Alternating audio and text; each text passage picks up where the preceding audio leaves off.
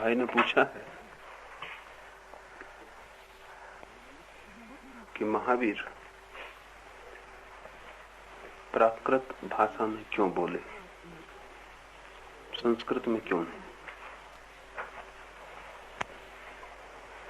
ये प्रश्न सच में गहरा है। संस्कृत कभी भी लोक भाषा नहीं थी, सदा से पंडित की भाषा है, दार्शनिक की, विचारक की। प्राकृत लोक भाषा थी, साधारण जन की, अशिक्षित की, अपढ़ की, ग्रामीण की। शब्द भी बड़े अद्भुत हैं। प्राकृत का मतलब है नेचुरल, स्वाभाविक। संस्कृत का मतलब है रिफाइंड, परिष्कृत। प्राकृत से ही जो परिष्कृत रूप हुए थे वे संस्कृत बने। प्राकृत मौलिक मूल भाषा है, संस्कृत उसका परिष्कार। इसलिए संस्कृत शब्द शुरू हुआ उस भाषा के लिए जो संस्कारित हो चुकी, साधारण जन के असंस्कारों से जिसे छुड़ा लिया गया।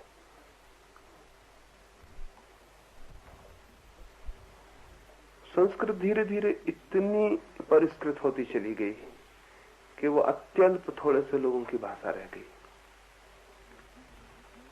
लेकिन पंडित, पुरोहित के ये हित में है कि जीवन का जो भी मूल्यवान है वो सब ऐसी भाषा में हो जिससे साधारण जन न समझता हो।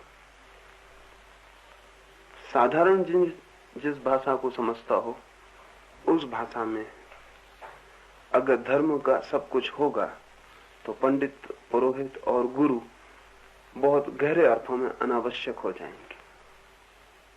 उनकी आवश्यकता मूलतः शास्त्र का अर्थ करने में है।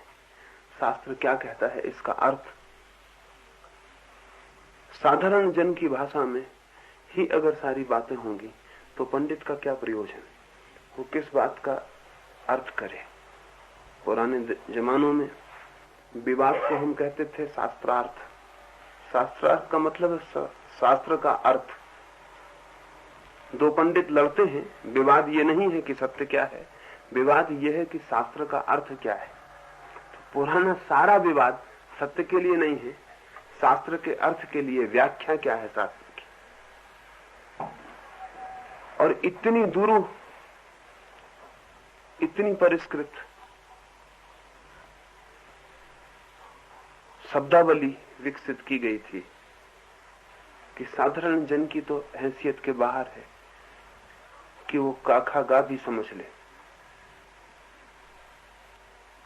और जिस बात को साधारण जन कम से कम समझ पाए, उस बात को जो समझता हो वो अनिवार्य रूपेण जनता का नेता और गुरु हो सकता है। इसलिए इस देश में दो परंपराएं चल रही थी। एक परंपरा थी जो संस्कृत में ही लिखती और सोचती थी। वो बहुत थोड़े से लोगों की, 1% लोगों का भी उसमें हाथ न था, बाकी सब दर्शक थे। ज्ञान का जो गंभीर आंदोलन चलता था वो बहुत अल्प, थोड़े से इंटेलेक्चुअल्स, थोड़े से अभिजात वर्गीय लोगों का था।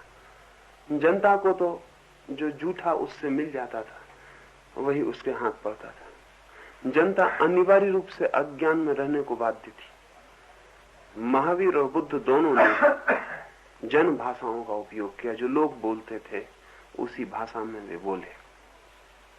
और शायद यही भी एक कारण है कि हिंदू ग्रंथों में महावीर के नाम का कोई उल्लेख नहीं हो सका। न उल्लेख होने का कारण है क्योंकि संस्कृत में न उन्होंने कोई शास्त्रार्थ किए, संस्कृत में न उन्होंने कोई दर्शन विकसित किया, संस्कृत में न उनके ऊपर उनके समय में कोई शास्त्र निर्मित हुआ। तो संस्कृत को जानने वाले जो लोग थे, से आज भी ये हो सकता है। आज भी हिंदुस्तान में अंग्रेजी 2% लोगों की अभिजात भाषा है। ये हो सकता है कि मैं हिंदी में बोलता ही चला जाऊं तो 2% लोगों को ये पता ही ना चले कि मैं भी कुछ बोल रहा हूं। वे अंग्रेजी में पढ़ने और सुनने के आदी हैं। और तब ये भी हो सकता है कि एक बिल्कुल साधारण जन अंग्रेजी में बोलता हो तो वो 2% लोगों के लिए विचारणी बन जाए। महावीर चूंकि अत्यंत जन भाषा में बोले, इसलिए पंडितों का जो वर्ग था, स्कॉलर्स की जो दुनिया थी, उसने उनको बाहर ही समझा। वो ग्राम में ही थे, उनको उसने भीतर नहीं लिया। इसलिए किसी ग्रंथ में भी, हिंदू ग्रंथ में, महावीर का कोई उल्लेख नहीं है। ये बड़ी आश्चर्य की बात है। महावीर जैसी प्रतिभा का व्यक्ति पैदा हो और देश की सबसे बड़ी परंपरा, मूल धारा की परंपरा में, उसके शास्त्रों में, उस समय के लिपिबद्ध ग्रंथों में उसका कोई नाम उल्लेख भी ना हो, विरोध में भी नहीं। अगर कोई हिंदू ग्रंथों को पढ़े तो शक होगा कि महावीर जैसा व्यक्ति कभी हुआ भी या नहीं हुआ। अकल्पनीय मालूम पड़ता है कि ऐसे व्यक्ति का नाम उल्लेख, विस्तार तो बात दूसरी है, नाम उल्लेख भी नहीं है। और मैं उसके बुनियादी कारणों में एक कारण मानता हूं कि महावीर उस भाषा में बोल रहे हैं जो जनता की। पंडितों से शायद उनका बहुत कम संपर्क बन पाया। हो सकता है हजारों पंडित अपरिचित ही रहे हों कि ये आदमी क्या बोलता है, क्योंकि पंडितों का एक अपना बुर्जुआपन, एक अभिजात भाव है। वे साधारण जन नहीं है, न वे साधारण जन की भाषा में बोलते न सोचते, वे असाधारण जन हैं। वे किसी चूजन फ्यू, चुने हुए लोग हैं।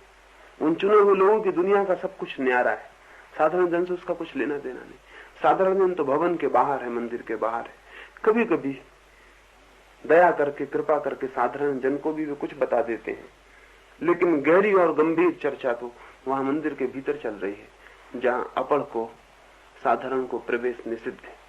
महावीर और बुद्ध की बड़ी से बड़ी क्रांतियों में एक क्रांति ये भी है कि उन्होंने धर्म को ठेठ बाजार में लाके खड़ा कर दिया, ठेठ गांव के बीच में। वो किसी भवन के भीतर बंद चुने हुए लोगों की बात ना रही, सबकी। जो सुन सकता है, जो समझ सकता है, उसकी बात होगी। और तो इसलिए उन्होंने संस्कृत का उपयोग नहीं किया। और भी कारण है। असल में प्रत्येक भाषा जो किसी परंपरा से संबद्ध हो जाती है, उसके अपने एसोसिएशंस हो जाते हैं। उसका प्रत्येक शब्द एक निहित अर्थ ले लेता है, और उसका किसी भी शब्द का प्रयोग खतरे से खाली नहीं है, क्योंकि उस शब्द का प्रयोग करते ही उस शब्द के साथ जुड़ी हुई परंपरा का सारा भाव पीछे खड़ा हो जाता है। इस अर्थ में जनता की जो सीधी सादी भाषा है वो अद्भुत है। वो काम करने की, व्यवहार करने की, जीवन की भाषा है। उसमें बहुत अनगढ़ शब्द हैं जिनको नए अर्थ दिए जा सकते हैं। और महावीर को जरूरी था कि वो जैसा सोच रहे थे वैसे अर्थ के लिए नई शब्दावली हो। कठिन था उनको कि संस्कृत से वो शब्दावली को उपयोग में ला सकें, क्योंकि संस्कृत सैकड़ों वर्षों से, हजारों वर्षों से परंपराबद्ध विचार की एक विशेष दिशा में काम कर रही थी। उसके प्रत्येक शब्द का अर्थ हो गया था। उसमें ईश्वर का एक अर्थ था, वो अर्थ निश्चित हो गया था। ईश्वर शब्द का प्रयोग करना खतरे से खाली ना था, क्योंकि वो अर्थ उसके पीछे खड़ा हो जाता था। तो उचित यह था कि ठीक अनगढ़ जनता की भाषा को सीधा उठा लिया जाए, उसे नए अर्थ, नए तरास, नए कोने उसको दिए जा सकते हैं। तो सीधी जनता की भाषा उठा ली, और उस जनता की भाषा में अद्भुत चमत्कारपूर्ण व्यवस्था दी। ये और भी कारणों से उपयोगी है। ये भी बताता है कि महावीर का मन, जिसको शास्त्रीय कहते हैं, एकेडमिक कहते हैं, वो नहीं था। कुछ लोग होते हैं जिनका मन शास्त्रीय होता है, जो सोचते हैं तो शास्त्र में, समझते हैं तो शास्त्र में, जीते हैं तो शास्त्र में। शास्त्र के बाहर उन्हें कोई जीवन होता ही नहीं। अगर उनकी बातचीत सुनने जाएंगे तो ऐसा पता चलेगा कि जिंदगी यानी शास्त्र, शास्त्र के बाहर कहीं कुछ है ही नहीं।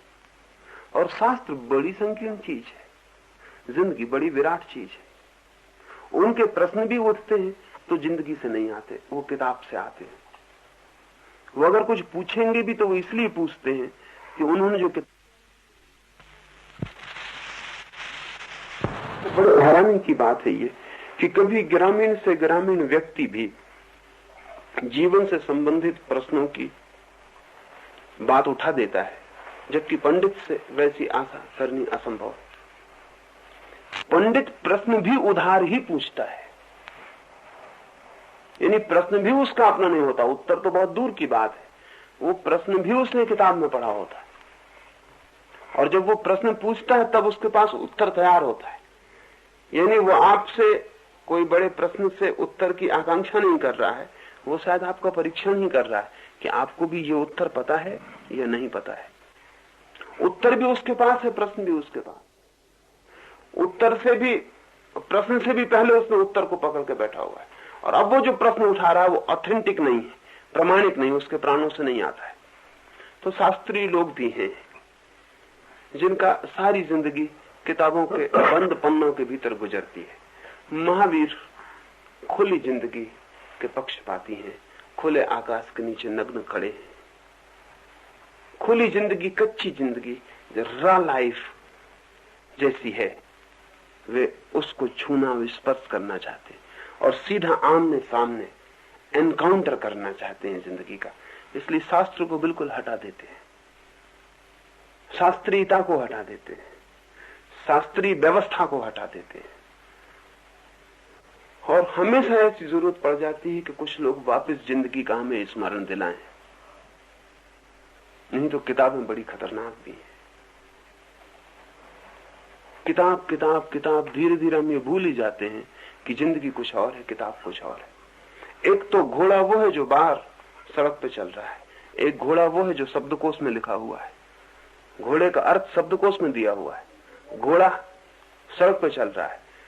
जिंदगी भर जो किताबों में उलझे रहते हैं, वे किताब के घोड़े को ही असली घोड़ा समझने लगे तो बहुत आश्चर्य नहीं। हाँ, इतना जरूर है कि किताब के घोड़े पे चढ़ने की भूल कोई कभी नहीं करता, लेकिन किताब के परमात्मा पर प्रार्थना करने की भूल निरंतर हो जाती। किताब का परमात्मा इतना ही सही मालूम होने लगता है जितना कि असली परमात्मा होगा। लेकिन किताब का परमात्मा एक बात ही और है। शब्द आग, आग नहीं है, और किसी मकान पर आग लिख देने से मकान नहीं जल जाता है। आग बात ही और है। आग तो कुछ बात ऐसी है कि आग शब्द भी जल जाएगा उसमें, वो भी नहीं बच सकेगा। लेकिन भूल होने का डर है कि शब्द आग को कहीं हम आग ना समझ लें, और शब्द परमात्मा को कहीं हम परमात्मा ना समझ लें। और जो शब्दों की दुनिया में जीते हैं उनसे ये भूल होती ही है। उन्हें याद ही नहीं रह जाता कि कब जिंदगी से वो खिसक गए हैं और एक शब्दों की दुनिया में भटक गए। उसका अपना जगत है। महावीर उस शब्द जाल से भी बाहर आ जाना चाहते हैं, इसलिए शब्द जाल था संस्कृत का। आम जनता की बातचीत तो सीधी सादी है, उसमें जाल नहीं है, न व्याख्या है न परिभाषा है। जिंदगी को इंगित करने वाले शब्द हैं, उन्होंने वही शब्द पकड़ लिए और सीधी जनता से बात की। वे जनता के आदमी हैं इस अर्थों में, वे पंडित नहीं हैं। और उन्होंने ये भी न चाहा कि उनके शास्त्र निर्मित हों। इसलिए किसी ने पूछा भी है एक सवाल कि महावीर के बहुत पूर्व काल से लिखने की कला विकसित हो गई थी, और जैसा जैन तो कहते हैं कि खुद प्रथम तीर्थंकर ने लोगों को लिखने की कला सिखाई। तो प्रथम तीर्थंकर को हुए तो कितना काल व्यतीत हो चुका था। लोग खूब लिखना जानते थे, पढ़ना जानते थे, किताब बन सकती थी। फिर महावीर के जीते जी महावीर ने जो कहा उसका शास्त्र क्यों निर्मित नहीं हुआ। हमें ऐसा लगता है कि लिखने की कला न हो तो ही शास्त्र निर्मित होने में बाधा पड़ती है। लिखने की कला हो तो शास्त्र निर्मित होना ही चाहिए। मेरी अपनी दृष्टि यह है कि महावीर की चूंकि बुद्धि शास्त्रीय नहीं है, उन्होंने नहीं चाहा होगा कि उनका शास्त्र निर्मित हो, और जब तक उनका बल चला होगा तब तक उन्होंने उसे रोकने की कोशिश की होगी। उसके भी कारण है, क्योंकि जैसे ही शास्त्र निर्मित होता है वैसे ही व्यक्ति की चेतना जीवन से, अस्तित्व से, एग्जिस्टेंस से अलग होकर शब्दों की दुनिया में प्रवेश कर जाती है और एक ऐसे काल्पनिक लोक में भटकने लगती है जो लगता बहुत सच है लेकिन होता बिल्कुल भी नहीं। तो महावीर ने सुनिश्चित रूप से शास्त्र को रोकने की कोशिश की होगी, इसलिए मर जाने के 200-300-400 वर्षों तक, जब तक कि लोगों को उनका स्मरण रहा होगा स्पष्ट कि शास्त्र नहीं लिखने हैं, तब तक शास्त्र नहीं लिखा जा सका होगा। लेकिन हमारा मोह भारी है, हम प्रत्येक चीज को स्मृति में रख लेना चाहते हैं। तो कहीं ऐसा न हो कि महावीर का कहा हुआ विस्मरण हो जाए, कहीं ऐसा न हो कि महावीर विस्मरण हो जाए। तो हमारे पास उपाय क्या है? हम लिपिबद्ध कर लें, शास्त्रबद्ध कर लें, फिर नहीं खोगा। महावीर खो जाएंगे, शास्त्र बचेगा। लेकिन कभी हमें सोचना चाहिए कि जब महावीर जैसा जीवंत व्यक्ति भी खो जाता है तो शास्त्र में तुम बचा के क्या महावीर को बचा सकोगे? महावीर जैसे व्यक्ति तो यही उचित समझेंगे कि जब व्यक्ति ही विदा हो जाता है और जहां सभी चीजें परिवर्तनीय हैं और सभी आती हैं और चली जाती हैं, वहां कुछ भी स्थिर न हो, वहां शब्द और शास्त्र भी स्थिर न हो, वो भी खो जाए। क्योंकि जीवन का नियम जब ये है, जन्मना और मर जाना, होना और मिट जाना, और महावीर को भी जब वो जीवन का नियम नहीं छोड़ता है, तो महावीर की वाणी पर भी ये क्यों लागू हो, ये क्यों लागू न हो? हम क्यों ये आशा बांधे कि हम शब्दों को बचा के बचा लेंगे? क्या बचेगा हमारे हाथ में? अंगारा कभी नहीं बचता, अंगारा तो बुझ ही जाता है। राख बच सकती, अंगारे को आप सदा नहीं रख सकते, राख को सदा रख सकते। राख बड़ी सुविधापूर्ण है, कन्वीनियंट है। अंगारे को तो थोड़ी देर ही रखा जा सकता है क्योंकि जीवंत है, अंगारा तो बुझेगा। अंगारे को आप सतत नहीं रख सकते। असल में अंगारा जिस क्षण जलना शुरू हुआ है उसी क्षण बुझना भी शुरू हो गया है। एक परत जल गई है वो राख हो गई, दूसरी परत जल गई है वो राख हो रही, तीसरी परत जलेगी वो राख होगी। परत परत थोड़ी देर में अंगार जो है वो राख हो जाएगा। अंगारा तो नहीं बचेगा, अंगारा तो जाएगा, क्योंकि अंगारा जीवित है। जो भी जीवित है वो जाएगा, लेकिन राख बचाई जा सकती करोड़ों वर्षों तक, क्योंकि राख मृत है, उस पर जीवन के नियम काम नहीं करते। वो मरा हुआ हिस्सा है जिससे जीवन जा चुका, नियम तो हो चुका पूरा, राख पड़ी रह गई। अब राख को हम बांध के रख सकते, और खतरा यह है कि कहीं राख को हम अंगार न समझने लगे। कभी राख अंगार थी, लेकिन राख बनी ही तब जब अंगार ना हो गया। अब इसमें बहुत मजा है सोचने जैसा। सोचने की दो बातें हैं, राख अंगार थी और राख अंगार नहीं थी। राख अंगार थी इसका मतलब यह कि अंगार से ही राख आई है, अंगार के जीने से ही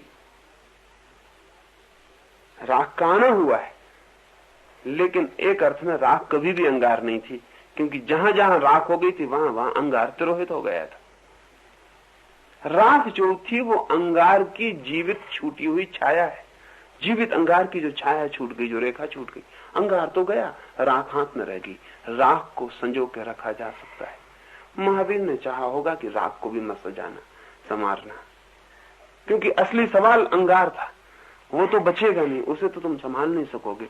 राख संभाल के रख लोगे और फिर कल ये धोखा होगा तुम्हारे मन को कि यही है अंगार, और तब इतनी बड़ी भ्रांति पैदा होगी जितनी महावीर की सब वाणी खो जाए तो भी पैदा होने को नहीं है।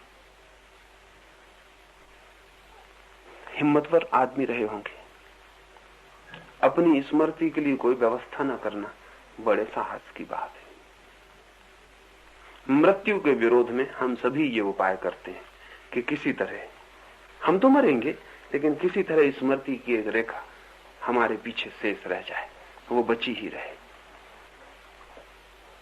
फिर वो शब्द हो कि पत्थर पर लगा हुआ नाम हो कि शास्त्र हो, इससे कोई फर्क नहीं पड़ता। हमारा मन, मरने वाला मन न मरने की आकांक्षा करता है।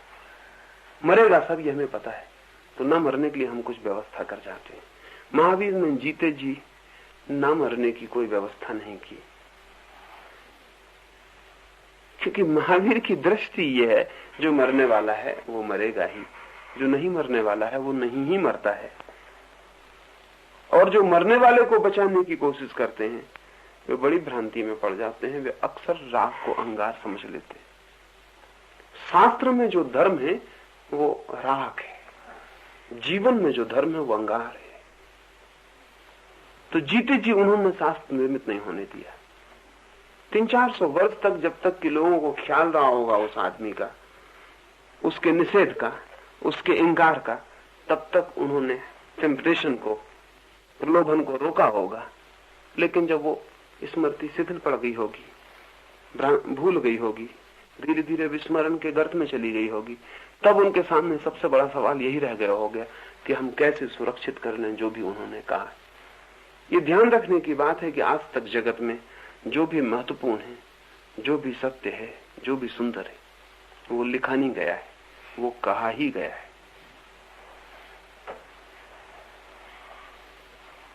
जो भी महत्वपूर्ण है आज तक पूरी पृथ्वी पर, वो लिखा नहीं गया है, वो कहा ही गया है। कहने में एक बड़ी जीवंत बात है, लिखने में सब मुर्दा हो जाता है। क्योंकि जब हम कहते हैं तो कोई सामने होता है जिससे कहते हैं, अकेले में तो कह नहीं सकते, कोई जीवंत सामने होता है। लिखने में कोई सामने नहीं होता, अंधकार होता है। कहते हैं हम किसी से, लिखते हैं हम ना किसी के लिए, किसी के लिए नहीं लिखते। कौन पढ़ेगा? कोई भी पढ़ेगा। तो लिखने के समक्ष कोई भी मौजूद नहीं है, सिर्फ लिखने वाला मौजूद है। बोलने के समक्ष सिर्फ बोलने वाला मौजूद नहीं है, बोलने वाले से भी ज्यादा सुनने वाला मौजूद है। और एक जीवन संपर्क है।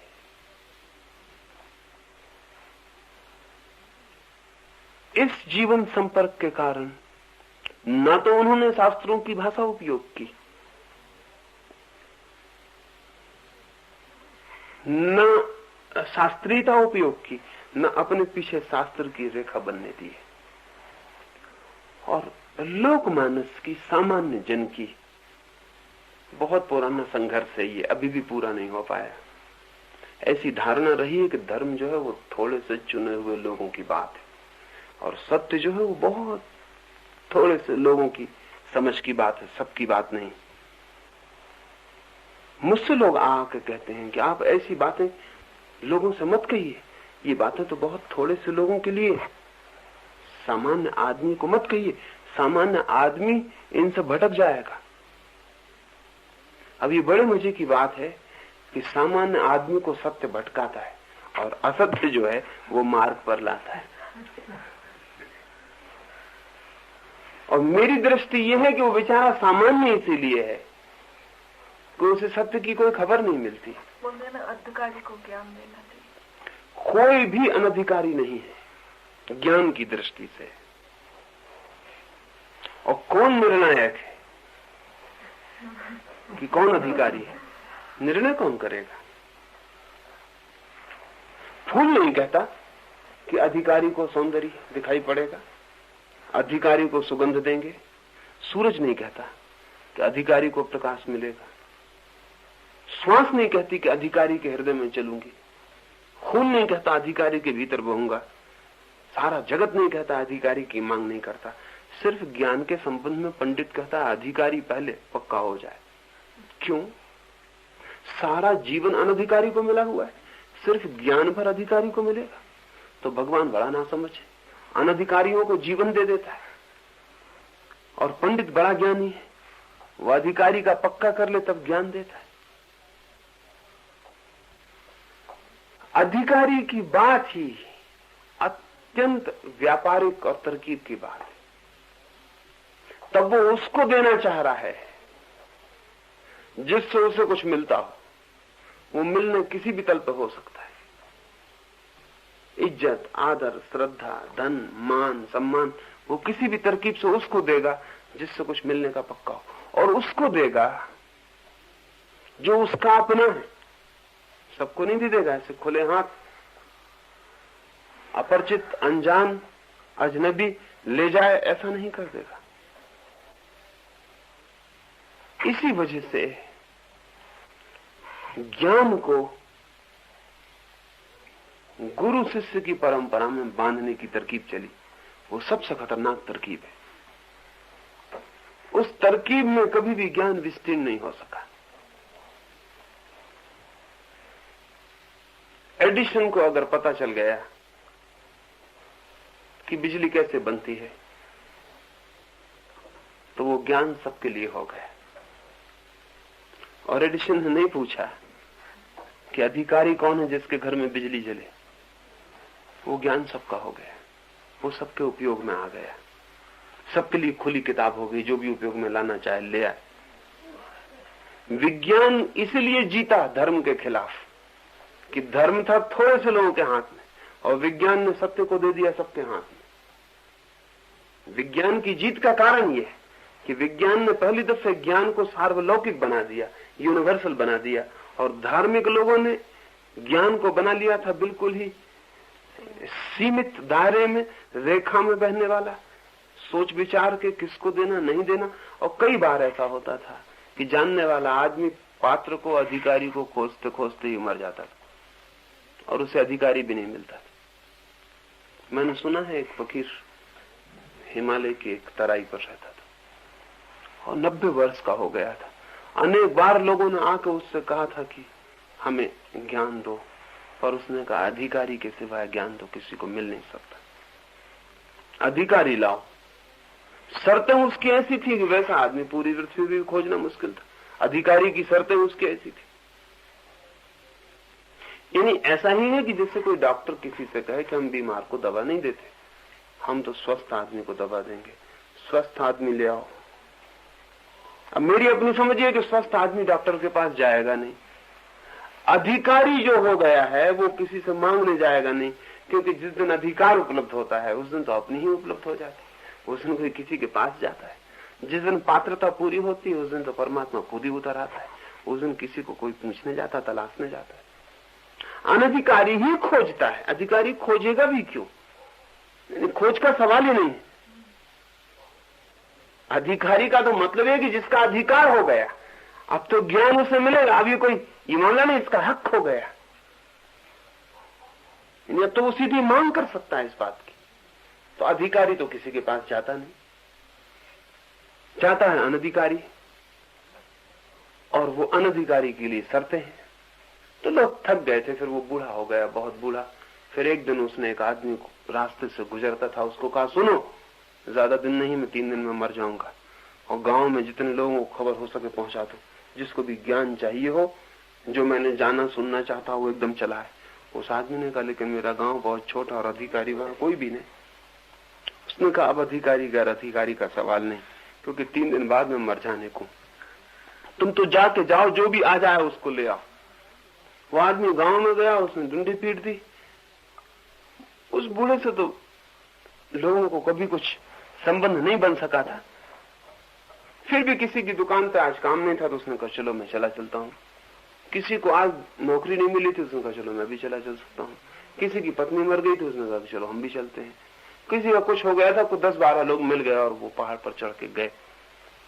लेकिन वो जो ले जा रहा था वो मन में बड़ा चिंतित था कि इनको तो सबको फौरन ही बाहर निकाल देगा, क्योंकि इनमें कोई भी अधिकारी नहीं है, कोई भी पात्र नहीं है। उसने डरते डरते जाके कहा कि 10-12 लोग आए हैं, लेकिन आपके अधिकार के नियम में कोई उतरेगा? उसने कहा वो बात ही मत करो, एक एक को भीतर लाओ। तो उसने पूछा कि आपने वो अधिकार की बात छोड़ दी? उसने कहा सच बात यह है कि जब तक मेरे पास ही नहीं था तब तक मैं इस भांति अपने को बचाता था कि अनधिकारी को कैसे दूं। मेरे पास ही नहीं था देने को कुछ, लेकिन ये मानने की भी हिम्मत नहीं पड़ती थी कि मेरे पास ही नहीं। तो तरकीब मैंने ये निकाली थी कि पात्र कहां है जिसको मैं दूं।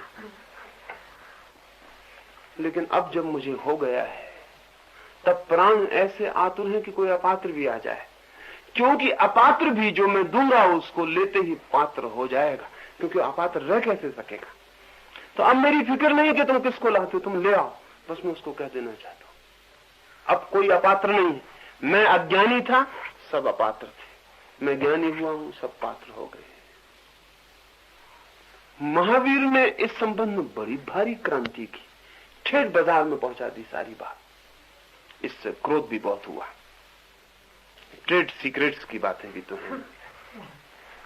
पंडित का धंधा इस पे चलता था कि बात गुप्त थी, एजोटेरिक थी, छिपी हुई थी। बात सब में खुल गई तो बहुत मुश्किल हो गया। आप जानते हैं कि डॉक्टर प्रिस्क्रिप्शन लिखता दवाई का तो लैटिन और ग्रीक का उपयोग करता है, सीधी सादी अंग्रेजी का भी उपयोग नहीं करता। हिंदी की तो बात दूर, लैटिन और ग्रीक शब्दों का उपयोग दवाइयों के नाम के लिए किया जाता। उसका कारण है कि अगर आपको उसका ठीक ठीक नाम जो आप जानते हैं पता चल जाए तो आप उसके लिए 5 रुपए देने को राजी नहीं, आप बाजार में 2 पैसे मिल सकते। सीक्रेट ये है कि वो जो उसने लिखा है वो आपकी पकड़ के बाहर है कि क्या है। हो सकता है उसने लिखा अजवाइन, लेकिन लिखा है लैटिन में अजवाइन का सत्व, और आप गए बाजार में अजवाइन का सत्व हम घर ही निकाल लेंगे, इसलिए हम 5 या 10 रुपए नहीं दे सकते। लेकिन अजवाइन का सत्व लिखा है ग्रीक में, वो आपको कुछ पता चलता नहीं कि क्या मतलब। आप 2 पैसे की चीज भी 10 रुपए में खरीद के लाते हैं और बड़ी प्रसन्नता से घर लौटते हैं कि दवा मिल गई। पूरा मेडिकल प्रोफेशन बेईमानी कर रहा है, क्योंकि अगर सीधे सीधी बातें लिख दी जाएं तो सब दुकानें दवाई की खत्म होने के करीब पहुंच जाएं, क्योंकि दवाइयां बहुत सस्ती हैं और उन्हीं चीजों से बनी जो बाजार में आम मिल रही। लेकिन तो एक तरकीब उपयोग की जा रही है निरंतर कि नाम अंग्रेजी में भी नहीं है सीधा, लैटिन और ग्रीक में नाम है, तो अंग्रेजी पढ़ा लिखा आदमी भी नहीं समझ सकता। फिर डॉक्टर जिस ढंग से लिखते हैं वो ढंग भी कारण है उसमें, यानी वो लैटिन और ग्रीक भी आप ठीक से नहीं समझ सकते कि क्या लिखा हुआ है। वो भी सिर्फ दुकानदार समझता है जो बेचता है दवा, वो भी पक्का समझता है कि नहीं समझता। बड़े अज्ञान में भी काम चलता। मैंने सुना है कि एक आदमी को किसी की चिट्ठी आई थी, किसी डॉक्टर ने चिट्ठी लिखी थी, उसके घर पर उसने बोझ बुलाया हुआ था और डॉक्टर नहीं आ सकता था, तो उसने क्षमा मांगी थी, लेकिन निरंतर आदत के बस उसने उसी ढंग से लिख दिया था जैसा वो प्रिस्क्रिप्शन लिखता था। उस आदमी ने बहुत पढ़ा, उसी को समझ में नहीं आया कि वो आ रहा है कि नहीं आ रहा, तो उसने सोचा कि छोड़ो मेरी समझ में नहीं आएगा, जरा चल के केमिस्ट को दिखा लूं, वो तो कम से कम डॉक्टरों की भाषा समझता है, तो वो बता देगा कि क्या लिखा है। उसने जाकर वो चिट्ठी केमिस्ट को दी, केमिस्ट ने चिट्ठी देखी, कहा कि रुकिए, भीतर गया, 2 बोतलें निकाल के ले आया। उसने कहा माफ करिए, बोतल का सवाल ही नहीं, इसमें उसने सिर्फ क्षमा मांगी कि मैं आज भोज में आ सकूंगा कि नहीं, ये मेरी समझ नहीं आ रहा कि बात क्या है। ये जो सारा का सारा खेल चलता है, तो पंडित ने एक तरकीब निकाली हुई बहुत पुराने दिन से, वो ये है कि जनता की भाषा में सीधी सीधी बात मत कहना कभी भी, उसको ऐसी शब्दावली में कहना कि जनता के लिए वो रहस्य हो जाए, वो उसकी समझ के बाहर पड़ जाए, और तब वो तुमसे समझने आएगी। इसलिए दुनिया में 2 तरह के लोग हुए, एक जो जीवन के रहस्य को खुला बनाना चाहते हैं ताकि प्रत्येक के लिए द्वार खुल जाए, और एक मिस्टिफायर्स है जो जीवन में जो रहस्य नहीं ही है उसको जबरदस्ती चारों तरफ से गोल गोल करके उसे ऐसी स्थिति में खड़ा कर देना चाहते हैं कि वो किसी के लिए रहस्य न रह जाए, किसी के लिए भी सीधा सरल सत्य न हो जाए। उमर खयाम ने लिखा है कि जब मैं जवान था तो मैं साधुओं के पास गया, संतों के पास गया, ज्ञानियों के पास गया, पंडितों के पास गया, and came out of the same door wherein I went in, और उसी दरवाजे से बाहर आया जिससे भीतर गया, क्योंकि मेरी कुछ पकड़ में नहीं पड़ा कि वहां हो क्या रहा है। सबके पास गया लेकिन उसी दरवाजे से वापस लौटना पड़ा जिस दरवाजे से गया था, यानी वही का वही वापस लौटा जो मैं था, क्योंकि मेरी कुछ पकड़ में नहीं पड़ा कि वहां हो क्या रहा है, कौन सी बातें वहां चल रही, किन शब्दों की भी बातें कर रहे हैं, किन लोगों की चर्चा हो रही है। जीवन से उनका कोई सीधा संपर्क नहीं। महावीर की क्रांतियों में एक क्रांति इसको भी गिनना चाहिए तो उन्होंने धर्म के गुह्य रूप को, वो जो इजोटेरिक था, वो जो छिपा हुआ था, उसको उघड़ा हुआ कर दिया। इसलिए पंडित उन पर अगर नाराज रहे हो तो आश्चर्य नहीं, क्योंकि उन्होंने बड़ा बुरा काम किया। ऐसे जैसे कि कोई डॉक्टर सीधी हिंदी में लिखने लगे कि अजवाइन का सत ले आओ, तो दूसरे सारे डॉक्टर उस पर नाराज हो जाएं कि तुम क्या कर रहे हो, तुम क्या सब धंधा चौपट करवा देने को। तो पंडित पर, महावीर पर पंडितों की नाराजगी बड़ी अर्थपूर्ण है। इसलिए उन्होंने सीधे सीधे जनभाषा का उपयोग किया है और शास्त्रों की भाषा को एकदम छोड़ दिया, जैसे कि शास्त्र हो ही ना। महावीर इस तरह बोल रहे हैं जैसे कि शास्त्र है ही नहीं, उनका उल्लेख भी नहीं करते। उनकी ऐसा नहीं है कि उन शास्त्रों में कुछ भी न था, उन शास्त्रों में बहुत कुछ था। और महावीर जो कह रहे हैं, कोई खोज करेगा तो उन शास्त्रों में भी मिल जाएगा, लेकिन महावीर उन शास्त्रों को बीच में लाना ही नहीं चाहते, क्योंकि उनको लाते ही शास्त्रीयता आती है, पांडित्य आता है, सारी दुकान आती, सारी व्यवस्था। वे ऐसे बोल रहे हैं जैसे कि कोई पहला आदमी जमीन पर खड़े होकर बोल रहा हो, जिसको किसी शास्त्र का कोई पता नहीं। ये सोचने जैसी बात है। क्या तेरा सवाल है? कोई गोचरा ने तेजलब्धि का प्रयोग किया तो उसमें दो साधु तो महावीर की जान बचाने के लिए उठ खड़े हुए और उन पर तेजलब्धि का प्रयोग किया गया, इसलिए वो मर गए। जब तीसरा उठा महावीर ने उसको रोक लिया, तो जो दो मर गए तो उस समय वे क्या तटस्थ का अनुभव ले रहे थे, या फिर उन्हें इतनी करुणा थी कि उन्होंने क्यों नहीं उनको बचाया? असल में कहानियों को समझना बहुत मुश्किल होता है, क्योंकि वे प्रतीक हैं और उन प्रतीकों में बड़ी बातें हैं जो खोली जाएं तो ख्याल में आ सकती हैं, न खोली जाएं तो बड़ी कठिनाइयां पैदा करती हैं। महावीर पर गोसालक ने तेजोलिश्या का प्रयोग किया है। वो एक ऐसी मनोवैज्ञानिक प्रक्रिया, एक ऐसी यौगिक प्रक्रिया का प्रयोग कर रहा है कि जिसमें कोई भी जल जाए और भस्म हो जाए। इसका प्रश्न बहुत बढ़िया है कि महावीर को बचाने के लिए एक साधु उठा, वो नष्ट हो गया, दूसरा उठा, वो मर गया, महावीर देखते रहे, तीसरा उठा, उसको महावीर ने रोक लिया।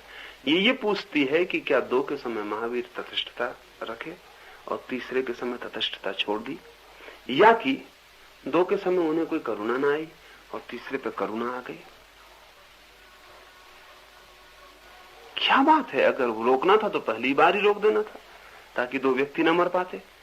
ये नहीं ही रोकना था, तटस्थ ही रहना था, तो तटस्थ ही रहना था। कोई मरता या जीता इसकी कोई चिंता नहीं होनी थी। इसमें बहुत बातें हो सकती हैं। पहली तो बात यह है कि व्यक्ति किस लिए उठा, ये बड़ा महत्वपूर्ण है। जो व्यक्ति उठा पहला, जरूरी नहीं कि महावीर को बचाने उठा हो, सिर्फ दिखाने उठा हो कि मैं बचा सकता हूं। सिर्फ अहंकार से उठा हो, और अहंकार को कोई भी नहीं बचा सकता, महावीर भी नहीं बचा सकता। अहंकार तो जलेगा और नष्ट होगा। अहंकार को महावीर भी नहीं बचा सकते। कहानी तो सीधी सीधी होती है, लेकिन पीछे में उतरने की जरूरत होती है। पहला आदमी किस लिए उठा? क्या वो ये सोचता है कि क्या करेगा गोसालक मेरा, मैं उससे ज्यादा प्रबल हूं, अभी उसे पछाड़ के रख दूंगा? तो महावीर चुपचाप बैठे रह गए होंगे, क्योंकि असल में वहां एक महावीर का साधु और दूसरा गोसालक ऐसा नहीं था, वहां दो गोसालक थे। वहां जो झगड़ा खड़ा हो गया था उसमें एक महावीर का साधु नहीं था, उसमें दो गोसालक थे, दो अहंकार थे जो लड़ने को खड़े हो गए थे। तो महावीर चुप रह गए हो, चुप रहना ही पड़ेगा, कोई उपाय न रहा। तीसरे व्यक्ति के संबंध में क्यों महावीर उसे रोक दिए? हो सकता है तीसरा व्यक्ति किसी अहंकार से ना उठा हो, विनम्र सीधा साधा आदमी रहा हो, सिर्फ आहुति देने उठा हो, कोई अहंकार से नहीं। एक व्यक्ति और मरे, इतनी देर भी महावीर जी जाएं, इसलिए उठाओ। तो महावीर ने रोका हो कि बस। असल में कहानियां ये सब नहीं कह पाती, और हजारों साल से चलने के बाद रूखे सत्य तथ्य हाथ में रह जाते हैं, जिनके पीछे का सब व्यवस्था साथ में नहीं रह जाती कि क्या कारण होगा। लेकिन अगर महावीर को हम समझ सकते हैं तो हमें बहुत कठिनाई नहीं मालूम पड़ती। जिन दो व्यक्तियों को बचाने के लिए वे नहीं कुछ कहे हैं, वे दो व्यक्ति ऐसे होंगे जिनके लिए बचाने के लिए कुछ कहा ही नहीं जा सकता है। वे दो व्यक्ति ऐसे होंगे जो महावीर के लिए खड़े ही नहीं हो रहे हैं, अपने लिए ही खड़े हो रहे हैं, जो गोशालक को भी कुछ दिखा देना चाहते हैं कि हम भी कुछ हैं। तो महावीर के पास सिवाय दर्शक होने के कोई उपाय नहीं रह गया होगा। तीसरे व्यक्ति को उन्होंने रोका है, तो जरूर इसका मतलब गहरा हो सकता है।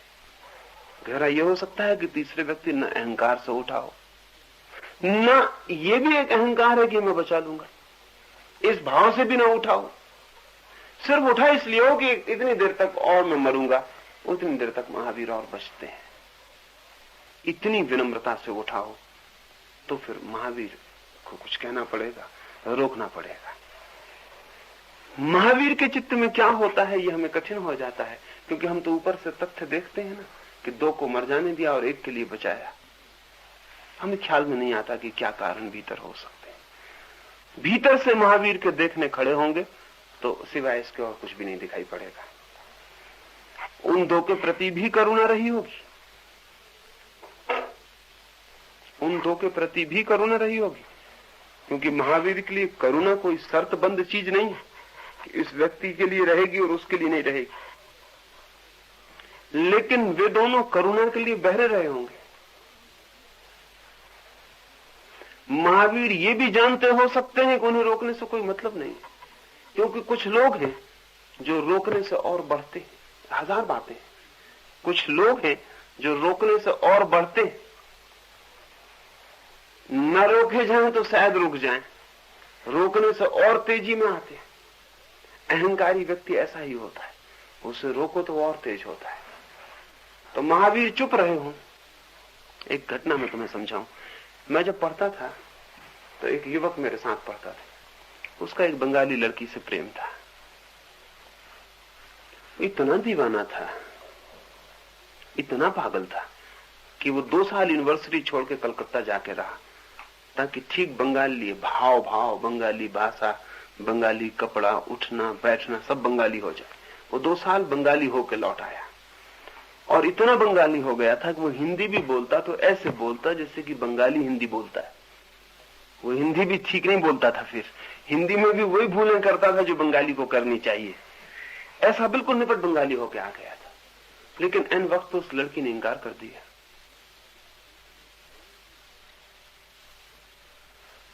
उस लड़की को भी मैं पूछा कि क्या बात हो गई है, क्या इंकारी के कारण है। तो उस लड़की ने कहा कि वो मेरे पीछे इतना पागल है और इतनी गुलाम वृत्ति से भरा हुआ है, ऐसे गुलाम को पति की तरह पाना मुझे आनंदपूर्ण नहीं। यानी कोई व्यक्ति तो चाहिए जिसमें कुछ तो अपना हो, कुछ व्यक्तित्व हो, तो मैं नहीं। अब बड़ी मजेदार घटना घटी कि वो बेचारा सिर्फ इसलिए झुका चला जा रहा था और सब स्वीकार करता चला जाता था। वो लड़की कहे रात तो रात और लड़की कहे दिन तो दिन, ऐसा सब भाव ले लिया था उसने। लेकिन यही कारण उस लड़की को विवाह से इंकार करने का बना। उसने इंकार कर दिया। वो तो जानता था कि कुछ खतरा होगा। कोई एक रात मुझे खबर आई, कोई 9 बजे होंगे, एक ही बेटा था अपने बाप का, वो वृद्ध बाप थे। जिस दिन ये घटना घटी उसने इंकार किया, उसने कमरे में अपने को बंद कर लिया, ताला अंदर से लगा लिया, और जो भी बाहर से कहे दरवाजा खोलो वो कहे मेरी लाश निकलेगी, मुझसे बात मत करो। अब जिंदा मेरा निकलने की कोई जरूरत नहीं। घबराहट फैल गई, भीड़ इकट्ठी हो गई, सब परिजन इकट्ठे हो गए, बूढ़ा बाप रोए, जितना रोए उतनी उसकी जिद बढ़ती जाए। मुझे खबर आई, मैं गया, मैंने देखा वहां बाहर का सब इंतजाम। मैंने कहा कि सब मिलकर इसको मार डालेंगे, क्योंकि उसका जोश बढ़ता चला जा रहा भीतर। जितना वो समझाते हैं कि अच्छी लड़की ला देंगे, वो कहता अच्छी लड़की, मेरे लिए कोई लड़की नहीं है दूसरी, अच्छे बुरे का सवाल नहीं। जितना वो समझाते हैं कि ऐसा करेंगे वैसा करेंगे, बेटा दरवाजा खोलो, बेटा है क्यों, बढ़ता चला जा रहा है, वो रुकता नहीं। मैं वहां गया, भीड़ वहां इकट्ठी 10-25 लोग थे। मैंने उनसे कहा कि अगर आप उसे बचाना चाहते तो कृपा कर दरवाजे से हट जाए, मुझे बात करने दें। मैं दरवाजे पे गया, मैंने उससे कहा, अरुण अगर मरना है तो इतना शोरगुल मचाने की जरूरत नहीं, मरने वाले इतना शोरगुल नहीं मचाते, ये जीने वालों के ढंग इतना शोरगुल मचाना। मरने वाले चुपचाप मर जाते हैं। तुम्हें 3 घंटे हो गए, क्या 3-4 साल लगेंगे तुम्हें मरने में? तुम जल्दी मरो ताकि हम सब लोग तुम्हें मरघट तक पहुंचा के निश्चिंत हो जाए। उसने चुपचाप सुना, कुछ नहीं बोला। अभी बड़े चिल्ला चिल्ला के बोलता था। मैंने कहा बोलते क्यों नहीं? उसने कहा हाँ मैं मर जाऊंगा। कहा तुम, इसमें कोई हमें ऐतराज ही नहीं, कौन किसको रोक सकता है? कभी मरने वालों को कोई नहीं रोक सकता। आज रोकेंगे कल मर जाओगे, इसलिए रोके भी क्यों? दरवाजा खोलो। मरने वाले ऐसे दरवाजे बंद करके भयभीत दिखाई पड़ते हैं। एक ही तो भय है जिंदगी में कि मर न जाए, और तो फिर कोई भय ही नहीं। और तुमने जब वो भय भी त्याग कर दिया, अब तुम किससे डर के अंदर बंद हो? दरवाजा खोलो। उसने दरवाजा खोला और मुझे नीचे से ऊपर तक ऐसे देखा जब मैं उसका दुश्मन हूं। मैंने कहा कि तुम मेरे साथ गाड़ी में बैठ जाओ, चलो। कहाँ जाना है? मैंने कहा कि भेड़ाघाट, जबलपुर में अच्छी जगह मरने के लिए। समझदार आदमी कम से कम मरने के लिए अच्छी जगह तो चुन ले, ना समझ तो जिंदा रहने के लिए अच्छी जगह नहीं चुनता। तो तू भेड़ाघाट मर, और मैं तेरा मित्र रहा इतने दिन तक, तो मेरा कर्तव्य है कि तुझे आखिरी विदा कराऊं। इन मित्र का यही मतलब है कि जो हर वक्त काम आए, मुसीबत के वक्त काम आए। इस वक्त तेरा कोई काम नहीं पड़ेगा, इस वक्त मैं तेरे काम पड़ सकता हूँ। तो मुझे ऐसा देखा कि आदमी पागल हो गया, लेकिन अब मुझसे कुछ कहने की हिम्मत न रही, क्योंकि अब धमकी देने का कोई सवाल न था कि मैं मर जाऊंगा। ये धमकी तो बेमानी थी। वो चुपचाप चला आया। रात हम दोनों सोए, दोनों तरफ बिस्तर लगा के बीच में एक अलार्म घड़ी रख के। मैंने कभी ठंडी रात है और हो सकता है कि मेरी नींद न खुले, और अलार्म बजे तो तुम कृपा करके मुझे उठा देना, क्योंकि 3 बजे हमें निकल चलना चाहिए। 1 घंटे का रास्ता है, 1 घंटे का रास्ता है। तुम वहां कूद जाना, मैं अंतिम नमस्कार करके लौट आऊंगा, और मुझे फिर वापस भी आना है, और भोर होने के पहले आना चाहिए, नहीं तो तुम तो मरोगे, फंसूंगा मैं। 3 बजे ठीक होगा। उसने मुझे सब बातें, वो मेरी ऐसी सुनता था जैसे चौंक के, लेकिन वो मुझसे कुछ कहता नहीं था। रात हम सो गए, अलार्म बजा, उसने जल्दी से बंद किया। जब मैं हाथ ले गया तो वो अलार्म बंद कर रहा था। उसका हाथ मैंने हाथ में ले लिया। मैंने कहा ठीक है, मेरी भी नींद खुल गई। उसने कहा लेकिन अभी मुझे बहुत ठंड मालूम होती। मैंने कहा ये सब जीने वालों की बातें, ठंड मालूम होना, गर्मी मालूम होना, ये कोई मरने वालों का ख्याल नहीं है। ठंड का क्या सवाल है? आखिरी ठंडे घंटे भर की बात, सब खत्म, और मुझे वापस भी लौटना। मैंने उससे कहा कि ठंड मुझे लगेगी, क्योंकि तू जब डूब जाएगा तब मुझे वापस भी फिर आना है। वो एकदम गुस्से में बैठ गया और बोला कि आप मेरे दोस्त हो कि दुश्मन हो? आप मेरी जान लेना चाहते हो? मैंने आपका क्या बिगाड़ा है? मैं तुम्हारी जान नहीं लेना चाहता हूँ, और ना तुमने कभी मेरा कुछ बिगाड़ा है। लेकिन अगर तुम जीना चाहते हो तो मैं जीने में साथी हो जाऊंगा, अगर तुम मरना चाहते हो मैं उसमें साथी हो जाऊंगा। मैं तुम्हारा साथी हूँ, तुम्हारी क्या मर्जी? उसने कहा मैं जीना चाहता हूँ। तुम इतने शाम को इतना शोरगुल क्यों मचा रहे हो? अब इस आदमी को क्या हुआ देखते। वो आदमी अब भी जिंदा है, और जब भी मुझे मिलता तो मुझसे कहता आपने मुझे बचाया, नहीं तो मैं मर जाता। वो सारे बाहर के लोग मुझे मारने की तैयारी करवा रहे थे। वो जितना मुझे बचाने की बातें करते उतना मेरा जोश चढ़ते चला जाता था। आदमी के मन को समझना बड़ा मुश्किल है, एकदम मुश्किल है। और आदमी कैसे काम करता है, किस भांति आदमी का चित्त काम करता है। वो आदमी कभी नहीं बचता, वो मर ही जाता। उसका मरना पक्का था उस दिन।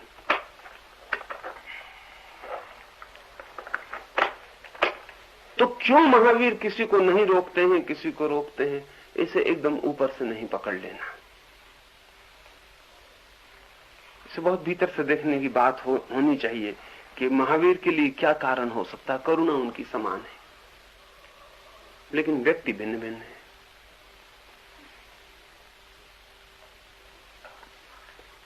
रोकना किसके लिए सार्थक होगा, किसके लिए नहीं सार्थक होगा, ये भी वे जानते हैं। कौन रोकने से रुकेगा ये भी वे जानते हैं, कौन रोकने से और बढ़ेगा ये भी वे जानते हैं। कौन किस कारण से बढ़ रहा है ये भी वे जानते हैं। और इसलिए हो सकता है 2 व्यक्तियों को नहीं, 200 व्यक्तियों को भी हो सकता है न रोकते। एक एक व्यक्ति भिन्न भिन्न है, उसकी सारी व्यवस्था भिन्न भिन्न है। और उस व्यक्ति को अगर हम गौर से देखेंगे तो हमें उसके साथ भिन्न भिन्न व्यवहार करना पड़ेगा। इसका मतलब यह नहीं है कि मैं भिन्न भिन्न व्यक्तियों के साथ भिन्न भिन्न हो जाता हूं। मैं ना भी भिन्न भिन्न हूं तब भी प्रत्येक व्यक्ति भिन्न है और उसे देखकर मुझे कुछ करना जरूरी है। फिर और भी बहुत सी बातें महावीर देखते हैं जो कि साधारणता नहीं देखी जा सकती। उनकी मैंने इसलिए बात नहीं करता हूं कि वो एकदम अदृश्य की बातें हैं। महावीर ये देख सकते हैं इस व्यक्ति की उम्र समाप्त हो गई है, ये सिर्फ निमित्त है इसके मरने का, इसलिए चुप भी रह सकते हैं और कोई कारण भी ना हो। सिर्फ इतने देखते हैं आदमी की उम्र तो गई है और सिर्फ निमित्त है इसके मरने का, और निमित्त सुंदर है, इसे मर जाने दें। और एक व्यक्ति उम्र समाप्त नहीं हुई है और व्यर्थ उलझाव में पड़ा जाता है, व्यर्थ उपद्रव में पड़ रहा है, सोच सकते हैं रोक लें।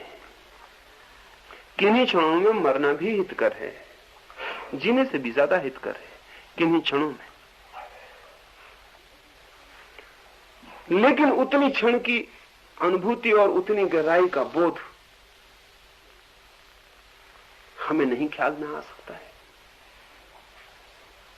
अगर मैं किसी को प्रेम करता हूं तो कोई ऐसा क्षण भी हो सकता है जब मैं उसको चाहूं कि वो मर ही जाए।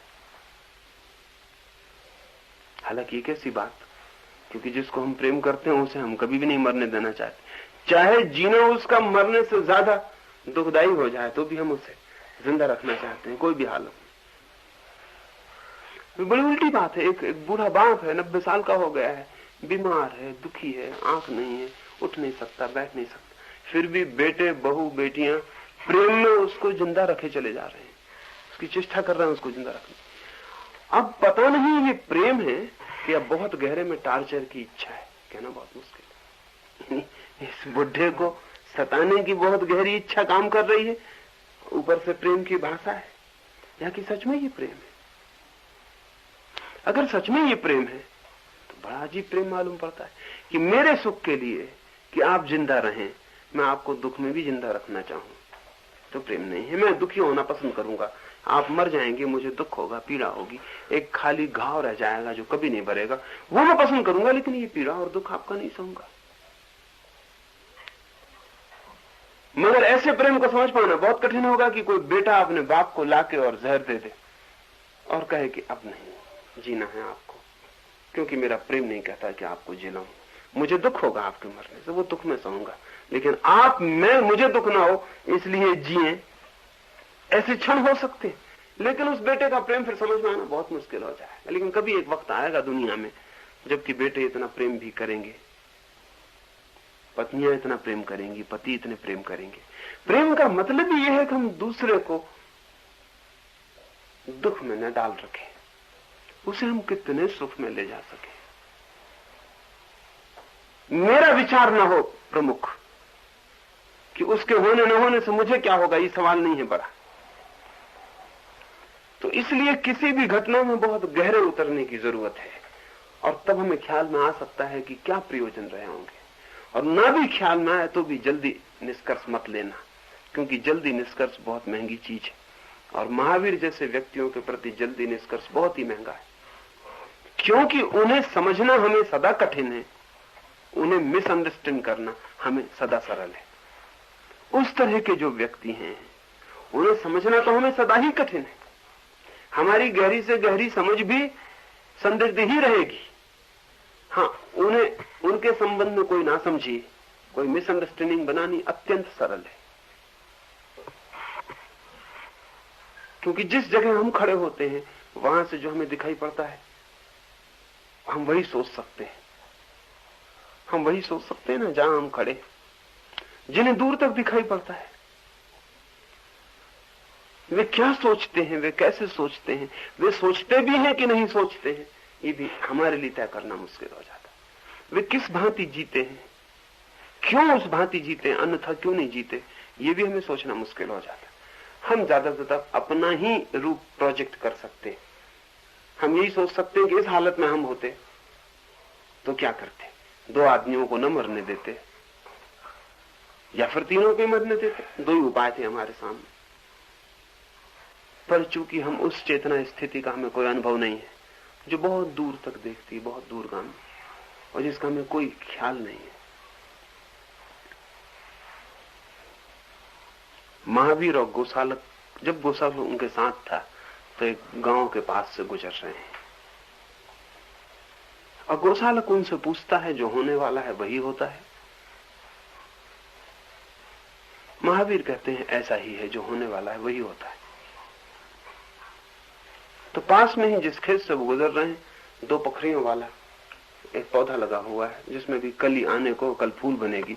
गोसालक उस पौधे को उखाड़ के फेंक देता है और महावीर से कहता है कि ये पौधा फूल होने वाला था और अब नहीं होगा। वे दोनों गांव से भिक्षा लेकर वापस लौटते हैं। इस बीच पानी गिर गया है और वो जो पौधा फेंका था निकाल के, पानी गिरने से कीचड़ हो गई है। उस पौधे ने फिर कीचड़ में जड़ें पकड़ ली हैं, वो फिर खड़ा हो गया। जब वे उसी जगह से वापस लौटते हैं तो महावीर उससे कहते हैं कि देख, वो फूल कली बनने लगी। वो पौधा पकड़ लिया है जमीन फिर से और फूल कली बन रही है।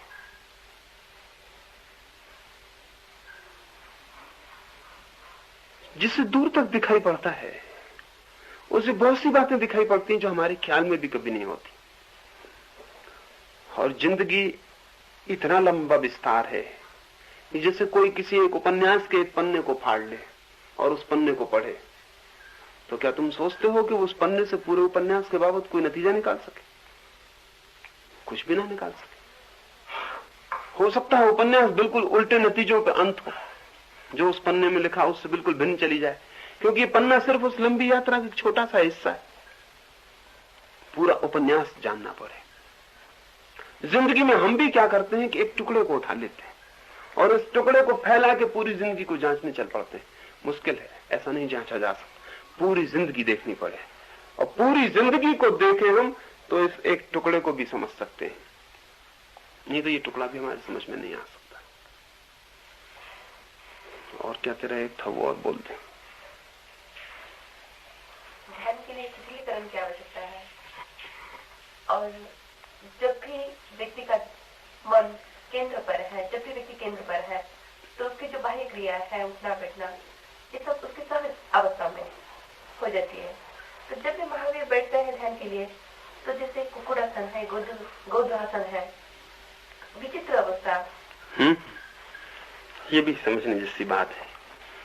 महावीर को ज्ञान भी हुआ गोदोहासन में। जैसे कोई गऊ को दोहते वक्त बैठता उकड़ू, ऐसे बैठे बैठे महावीर को परम ज्ञान की उपलब्धि हुई है। ये बड़ा अजीब आसन है। न तो वो गो दोह रहे थे, वो भी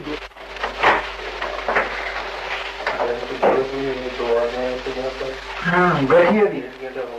हाँ नहीं या तो आप गाड़ी छोड़िए, आप बैठिए भी, चलेंगे। हाँ।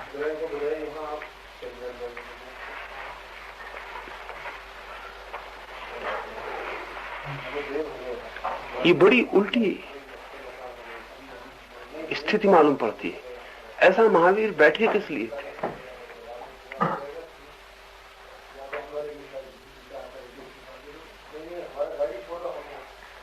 ध्यान में,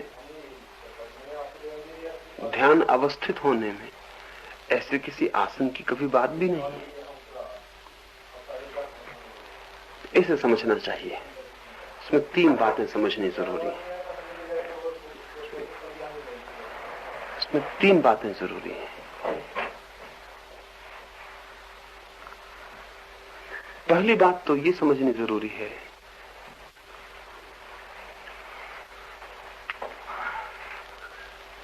कि हमें ऐसा लगता है कि गोदोहासन बड़ा असहज। ऐसा नहीं, किसी को सहज हो सकता है। सहज और असहज हमारी आदतों की बातें हैं। पश्चिमी व्यक्ति को हम यहां ले आए तो जमीन पर बैठना इतना असहज है। पालथी मार के बैठना तो ऐसी असहज बात है कि इसे एक पश्चिमी व्यक्ति को सीखने में 6 महीने भी लग सकते हैं, और 6 महीने मालिश भी चले उसकी और बेचारा हाथ पैर भी सिकोड़े, तभी वो ठीक से पालथी मार, और फिर भी वो सहज नहीं होने वाला।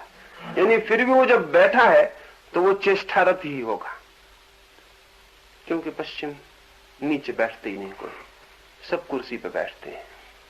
इसलिए नीचे बैठने की जो हमारे लिए अत्यंत सहज बात मालूम होती है, वो जो लोग नहीं बैठते उनके लिए अत्यंत असहज है। क्या सहज है? जो अभ्यास में है वही हमें सहज मालूम पड़ता है, जिसका अभ्यास नहीं है वो असहज मालूम होने लगता है। हो सकता है महावीर निरंतर पहाड़ में, जंगल में, वर्षा में, धूप में, ताप में, सर्दी में, न कोई घर, न कोई द्वार, न बैठने के लिए कोई आसन, न कोई कुर्सी, न कोई गद्दी, कुछ भी नहीं। ये बहुत कठिन नहीं है कि महावीर सहज जंगल में रोज उकड़ू ही बैठते रहे हो, ये बहुत कठिन नहीं। फिर महावीर की एक धारणा और अद्भुत है। महावीर कहते हैं जितनी कम से कम पृथ्वी पर दबाव डाला जा सके उतना अच्छा, क्योंकि उतनी कम हिंसा होने की संभावना है। महावीर रात सोते हैं तो करवट नहीं बदलते, क्योंकि जब एक ही करवट सोया जा सकता हो तो दूसरी करवट लग्जरी है ना। दूसरी करवट जो है अत्यंत विलासपूर्ण है। जब एक ही करवट सोया जा सकता हो तो अकारण दूसरी करवट लेने में व्यर्थ ही कोई चींटी, कोई मकोड़ा मर जाए, क्या जरूरत। एक ही करवट से काम चल जाता है। कम से कम हिंसा है एक करवट में ही, दूसरी करवट में कुछ हिंसा हो ही जाती, हो ही जाएगी, और हमसे शायद न भी हो, महावीर से तो हो ही जाएगी। किसी वृक्ष के तले जंगल में सो रहे हैं, करवट बदली है, 50 चींटियां मर जा सकती हैं। फिर महावीर कहते हैं अनावश्यक, लग्जूरियस है, विलासपूर्ण है, आमोदपूर्ण है, जरूरत क्या है, एक करवट काफी है। तो महावीर एक ही करवट सो लेते हैं और दूसरी करवट बदलते नहीं रात भर। तो ऐसा जो व्यक्ति है वो मुझे लगता है कि उकड़ू बैठना पृथ्वी पर सबसे कम दबाव डालता है, क्योंकि दोनों पंजे ही छूते हैं। पालथी मार के पृथ्वी का ज्यादा हिस्सा गिरता है और इतनी ज्यादा हिंसा की संभावना बढ़ जाती है। तो कुछ आश्चर्य नहीं कि महावीर ऐसे ही उकड़ू बैठते रहे हो। उनकी जो दृष्टि है, उनका जो अपनी जो समझ है, वो समझ ये है कि क्यों व्यर्थ किसी के जीवन को नुकसान पहुंचाना। तो हमें असहज लगता हो तो पहली बात तो ये समझनी चाहिए कि हमें असहज लगता हो, इसलिए असहज है ऐसा मत सोचना। हमारे लिए अभ्यासगत नहीं है, किसी के लिए अभ्यासगत हो सकता है। सारी पृथ्वी पर लोग अलग अलग ढंग से उठते, बैठते, सोते, खाते, पीते। जो हमें बिल्कुल सहज लगता है दूसरे को बिल्कुल सहज ना लगेगा। हम हाथ जोड़ के नमस्कार करते हैं, बिल्कुल सहज लगता है। कुछ कौमें हैं जो जीभ निकाल के नमस्कार करते हैं। 2 आदमी मिलेंगे तो दोनों जीभ निकाल देंगे। अब हम सोच भी नहीं सकते कि किसी से नमस्कार करना हो तो जीभ निकाल दो, और अगर किसी से नमस्कार किया जीभ निकाल के तो झगड़े की संभावना ज्यादा है। हमारे लिए बिल्कुल असहज बात मालूम पड़ती है कि क्या पागलपन है कि 2 आदमी मिले तो जीभ निकाल, लेकिन 2 आदमी मिले तो हाथ जोड़े, ये कौन सी बात है। अगर हाथ जोड़े जा सकते हैं, जीभ निकाले जा सकते। कुछ कौमें हैं जो मिलती हैं तो नाक से नाक रगड़ के नमस्कार करती हैं।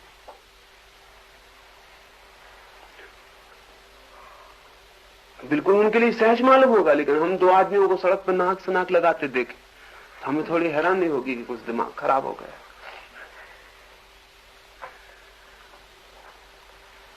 पश्चिम में चुंबन अत्यंत सरल सहज सी बात है। हमारे लिए भारी ऊहापोह की बात है कि कोई आदमी सड़क पर दूसरे आदमी को चूम ले। चुंबन हमारे लिए नमस्कार नहीं है, पश्चिम में सहज नमस्कार का हिस्सा है। जो हम अभ्यास में हो जाता है हमारे, वो सहज लगने लगता, जो अभ्यास में नहीं वो असहज लगने लगता है। महावीर अहिंसा की दृष्टि से 2 पंजों पर बैठते रहे होंगे। वो सर्वाधिक न्यूनतम हिंसा उसमें है। दूसरा, उनके लिए सहज भी हो सकता है। अगर आप 10 आदमियों को रात सोते देखें तो आप 10 आदमियों को अलग ढंग से सोते देखेंगे,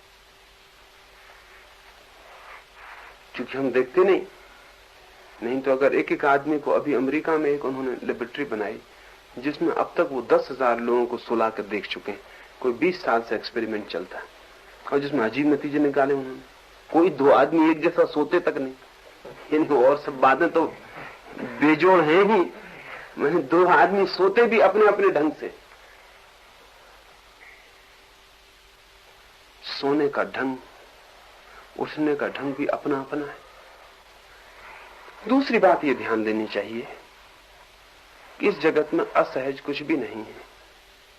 परिस्थिति अनुकूल प्रतिकूल व्यक्ति के सोचने समझने का ढंग, जीने की व्यवस्था अलग अलग स्थितियां ला सकती है। जैसे आमतौर से महावीर या तो खड़े होकर ध्यान करते हैं, वो भी साधारण नहीं लगता, क्योंकि साधारणतः लोग बैठकर ध्यान करते हैं, महावीर खड़े होकर ध्यान करते हैं। महावीर की जो ध्यान की व्यवस्था है वो शायद खड़े होकर करने में ज्यादा सरल पड़ती है, क्योंकि मूर्छा और तंद्रा का कोई उपाय नहीं। और हो सकता है उकड़ों बैठने में भी वही दृष्टि हो, उकड़ों बैठ के भी आप सो नहीं सकते। जितने आप एट ईज हो जाते हैं उतनी तंद्रा के आने की संभावना बढ़ जाती है, नींद आ सकती है। महावीर कहते हैं पूर्ण सजग भीतर रहना है। पूर्ण सजगता के लिए उनका अथक श्रम है। हो सकता है निरंतर प्रयोग से उन्हें लगा हो कि उकड़ों बैठ के नींद आने का कोई उपाय नहीं, वो उकड़ों बैठने लगे हो। फिर वे ट्रेडिशनल माइंड नहीं है, ये भी समझ लेना चाहिए। महावीर परंपरागत मस्तिष्क नहीं है, जिसको नॉन कन्फर्मिस्ट कहते हैं, परंपरा मुक्त, बल्कि एक अर्थ में परंपरा निषेधक। वे वैसे व्यक्ति हैं, वे किसी भी चीज में किसी का अनुकरण करेंगे ऐसा नहीं। उन्हें जो सहज और आनंदपूर्ण लगेगा वे वैसा ही करेंगे। जगत में किसी ने किया हो या न किया हो ये सवाल नहीं। तो इसमें भी क्यों, लेकिन हम सब परंपरा अनुयायी होते हैं। सब कैसे बैठते हैं वैसे ही हम बैठते हैं, सब कैसे खड़े होते वैसे हम खड़े होते, सब कैसे वस्त्र पहनते वैसे ही हम वस्त्र पहनते, सब कैसी बातें करते वैसी ही हम बातें करते हैं। क्योंकि सबके साथ हमें रहना और सबसे भिन्न होकर खड़ा होना अत्यंत कठिन है, इसलिए सबके साथ यूनिफॉर्मिटी बांध के चलना सरल मालूम पड़ता है। महावीर इस तरह के व्यक्ति नहीं है। वे कहते हैं सब क्या करते हैं ये सवाल नहीं है, मुझे क्या करने जैसा लगता है वही सवाल है। और हो सकता है मुझसे पहले किसी को भी करने जैसा न लगा हो, और हो सकता है मेरे बाद भी किसी को करने जैसा न लगे, लेकिन जो मुझे करने जैसा लगता है उसका मैं अधिकार है, मैं वैसे ही जीऊंगा, वैसा ही करूंगा। इस अर्थों में वो निपट व्यक्ति स्वातंत्र के अपूर्व पक्षपाती हैं, पूर्ण व्यक्ति स्वातंत्र के। यानी ऐसी ऐसी बातों में भी जिनमें कि हम कहेंगे इसमें स्वातंत्र की क्या जरूरत है। ये भी समझ लेना जरूरी है इस प्रसंग में कि हमारे शरीर की और हमारे मन की दशाओं के बीच में एक तरह का तादात्म्य हो जाता है। जैसे आपने देखा हो, कोई आदमी चिंतित होगा सिर खुजलाने लगेगा, सभी नहीं खुजलाने लगेंगे, कोई चिंतित होगा तो सिर खुजलाने लगेगा। अगर ये आदमी बिना कारण भी सिर खुजलाने लगे तो आप पाएंगे ये चिंतित हो जाएगा। ये एसोसिएशन हो जाता है, ये एसोसिएशन हो जाता है। प्रत्येक चीज जुड़ जाती है। तो एक आदमी की शारीरिक गतिविधि में भी उसकी मानसिक गतिविधि जुड़ जाती है। अगर शरीर की गतिविधि बदल दी जाए तो उसके मन की पुरानी गतिविधि के तोड़ने में सहायता मिलती है। तो कई बार साधक ऐसी व्यवस्था करता है जिसमें उसका ओल्ड माइंड, उसका पुराना मन अभिव्यक्ति न पा सके, क्योंकि पुराने मन की जो जो आदतें थी वो उनके बिल्कुल विपरीत काम करने लगता। वो उस पुराने मन को मौका नहीं देता सबल होने का। हमें ये ख्याल में नहीं है कि हमारी छोटी छोटी बातें जुड़ी हुई।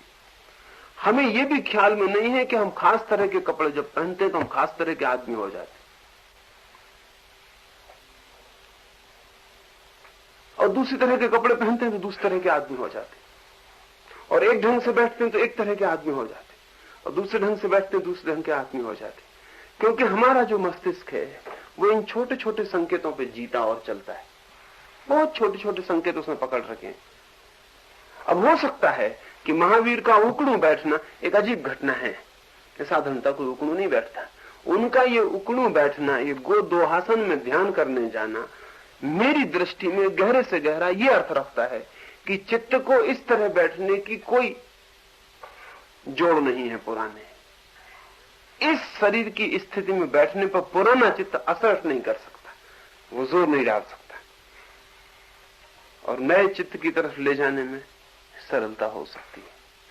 और अंतिम बात ख्याल में लेनी चाहिए, वो ये, एक ज़ैन फकीर हुआ, उसकी मृत्यु करीब आई, वो मरने के करीब है, सब मित्र परिजन इकट्ठे हो गए हैं, वो बड़ा ख्याति नाम है, लाखों लोग उसे प्रेम करते हैं, हजारों लोगों तक खबर पहुंच गई है, उसके झोपड़े के चारों तरफ मेला लग गया है, निकटतम शिष्य उसके आसपास खाट के खड़े हैं। वो खाट से उठ के खड़ा हो गया और उसने कहा कि मैं एक बात पूछना चाहता हूं, कभी तुमने किसी आदमी के खड़े खड़े मर जाने की खबर सुनी? तो उन लोगों का खड़े खड़े मर जाने की, कोई खड़ा खड़ा मरेगा? इसलिए लोग सोए सोए ही मरते हैं, क्योंकि मरने के पहले ही लोग लेट जाते हैं। तभी भीड़ में से एक आदमी ने कहा कि नहीं नहीं, ऐसा नहीं है, मैंने एक फकीर के संबंध में सुना है, पक्का मुझे पता नहीं, कि वो खड़ा खड़ा ही मर गया था। तो उसने कहा फिर जाने दो, तुमने कभी किसी आदमी के चलते चलते मरने की खबर सुनी? तो लोगों ने पूछा आप ये बातें क्यों पूछ रहे हैं, चलते चलते मरना? कोई चलते चलते किस लिए मरेगा? असल में चलना रुक जाता है इसलिए तो मरता है। फिर भी भीड़ में से एक आदमी ने कहा कि नहीं नहीं, ये भी हमने सुना है, कभी प्राचीन समय में एक आदमी हुआ है जो चलते चलते मर गया। तो उसने फकीर ने कहा ये भी जाने दो, मतलब अपने लिए कोई ढंग खोजना पड़ेगा। उस फकीर ने कहा जैसा कि कोई भी ना मरा हो। तो लोगों ने कहा यहाँ भी क्या बातें कर रहे हैं? उस फकीर ने कहा तो ऐसा करो कि शीर्षासन करते हुए किसी के मरने की खबर सुनी। लोगों ने कहा इतना तो सुना, और मैं सोचा कभी कि कोई आदमी शीर्षासन करते मर जाएगा। उस फकीर ने कहा तो चलो फिर यही ठीक रहेगा, क्योंकि दूसरों के जैसे क्या मरना, मरने में ऑथेंटिसिटी होनी चाहिए ना, एक अपनी प्रामाणिकता होनी चाहिए। क्या दूसरे जैसे मरना, सब लोग ऐसे ही मरते हैं। समझो पहले, जल्दी मत करो। वो आदमी शीर्षासन के बल खड़ा हो गया और मर गया, लेकिन लोग बहुत डरे और उसकी लाश को कौन नीचे उतारे, ये भी भय समा गया। क्योंकि मतलब ये कि आदमी मर ही गया सच में, क्योंकि शीर्षासन वो अब भी कर रहा था, मर तो गया था। सांस लोगों ने जांच ली, हृदय के पास जाकर देखा, धक धक बंद है, सांस बंद है। लोगों फिर भी ये लगे कि जो आदमी भी शीर्षासन कर रहा है इसको ठटरी पर बांधना। तो भीड़ में बड़ी शंका फैल गई। तो लोगों ने कहा कि ऐसा ठहरो थोड़ा, इसको कुछ मत करो। इसकी बहन भी पास में रहती, वो भी भिक्षुणी है, एक मंदिर में, पास के मंदिर में, तो उसको बुला लाओ, वो इसकी बड़ी बहन है, इसकी आत्माओं से ठीक से परिचित भी होगी, इसके साथ क्या करना चाहिए। बहन भागी आई, उसने आकर उसको जोर का धक्का दिया और कहा कि अभी तक शरारत नहीं छोड़ते हो, मरते वक्त भी कोई ऐसी बातें करनी पड़ती हैं। जिंदगी भर अपने जैसे होने की दौड़ थी, अभी मरने में भी उसको कायम रखोगे। तो वो आदमी खिलखिलाया, हंसा और गिर गया और मर गया। अभी तक वो मरा नहीं था, अभी तक वो मजाक कर रहा था, मरने के लिए भी मजाक कर रहा था। एकदम से सोचोगे तो फौरन ख्याल आ जाएगा कि ऐसा आदमी अहंकारी तो नहीं। लेकिन जो आदमी अपनी मौत के साथ भी मजाक कर सकता है वो अहंकारी हो सकता है। हम अपनी जिंदगी के साथ भी मजाक नहीं कर सकते। असल में हम सदा दूसरे के साथ मजाक करते हैं। अहंकार सदा दूसरे के साथ मजाक करता है।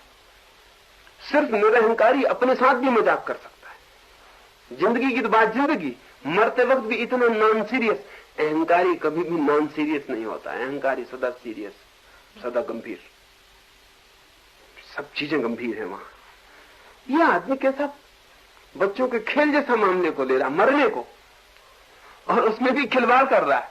और जब वो गिर पड़ा हंसते हुए तो उस भीड़ में हंसी का फव्वारा छूट गया कि क्या अद्भुत आदमी था, मरते वक्त भी। और उसकी बहन इतना कह के धक्का मार के चली गई। मैंने कहा कि क्या शरारत करते हो, बचपन से नटखटपन की आदत अभी भी जारी रखे। गंभीर होना चाहिए साधु को। ये क्या तुम गैर गंभीरता कर रहे हो, मरना हो तो ढंग से मरो जैसा लोग मरते। उसको धक्का दे दिया, वो खूब खिलखिला के हंसा है, गिर पड़ा और मर गया है। अहंकार हमें जल्दी से ख्याल में आ सकता है, क्योंकि हमारा ख्याल यह है कि जब भी कोई व्यक्ति होने की कोशिश करता है तो वह अहंकारी। और ये बड़े मजे की बात है कि जिस व्यक्ति के पास व्यक्तित्व नहीं होता उसी के पास अहंकार होता है। इसे थोड़ा समझ लेना। असल में अहंकार सब्स्टिट्यूट है व्यक्तित्व का। जो नहीं है उसकी घोषणा से हम करके अपने मन को समझा रहे हैं, लेकिन जिसके पास व्यक्तित्व होता है उसे अहंकार होता ही नहीं। दिख सकता है बहुत बार, क्योंकि वो आदमी ऑथेंटिकली इंडिविजुअल होगा, वो जैसा है वैसे ही होगा, वो इस दुनिया की कोई फिक्र नहीं करेगा। लेकिन न फिक्र करना उसका मोटिव नहीं है, उसकी इच्छा नहीं है। वो तो जो होना चाहता है वो है। अब इसमें अगर इंकार हो जाता है सारे जगत को तो हो जाए, इस इंकार को करने वो नहीं गया है। जब कोई व्यक्ति जो होने को पैदा हुआ वही हो जाता है, तभी वो अहंकार से मुक्त होता है। और अहंकार है क्या असल में? अहंकार उस आत्मा का सब्स्टिट्यूट है जो हमारे भीतर होनी चाहिए और नहीं है। उसकी जगह हम अहंकार को बनाए हुए हैं। अहंकार जो है वो आत्मा का धोखा देने का काम कर रहा है। जैसे किसी आदमी के पास असली हीरे नहीं है तो उसने नकली हीरे की अंगूठी पहन रखी है। नकली हीरे की अंगूठी जो है वो असली हीरे की झलक पैदा करती दूसरों की आंखों में। लेकिन जिसके पास असली हीरे की अंगूठी है वो नकली हीरे की अंगूठी किस लिए पहने? तो उसे फेंक देगा, तो दो कौड़ी की हो गई। जिसके पास आत्मा है वो अहंकार से उसका संबंध ही गया, क्योंकि अहंकार की जरूरत ही इसलिए थी कि कोई आत्मा तो भीतर थी नहीं।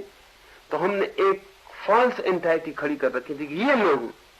अहंकार कहता था ये मैं हूं, और उसे पता था ही नहीं कि वो कौन है। जिसे पता चल जाए कि वो कौन है फेंक देगा। अहंकार से उसे क्या लेना देना रहा। लेकिन हमें ऐसे आदमी को पहचानना बहुत मुश्किल हो जाएगा, क्योंकि हम दो ही भाषाएं समझते हैं। या तो वो अहंकारी हो तो हम समझते हैं, या विनम्र हो तो हम समझते हैं। और विनम्रता जो है अहंकार का ही सूक्ष्मतम रूप है। और ऐसा जो व्यक्ति है ना तो अहंकारी होगा न विनम्र होगा, न वो किसी के हाथ जोड़ने जाएगा और न किसी से हाथ जुड़वाने की चिंता रखेगा। वो जैसा है वैसा जिएगा, और वैसा आदमी दुनिया को कहेगा तुम जैसा जीना चाहो जियो। लेकिन ऐसे व्यक्ति को हमें पहचानना बहुत मुश्किल हो जाएगा। बहुत बार ऐसा व्यक्ति हमें अहंकारी मालूम पड़ेगा, क्योंकि ऐसे व्यक्ति की मौजूदगी ही हमारे अहंकार को चोट पहुंचाएगी।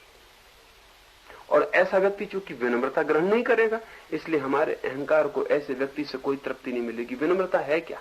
दूसरे के अहंकार को तृप्ति देना। तो जो व्यक्ति दूसरे के अहंकार को तृप्ति दे देता, हम कहते हैं बड़ा विनीत आदमी है, बहुत विनम्र आदमी।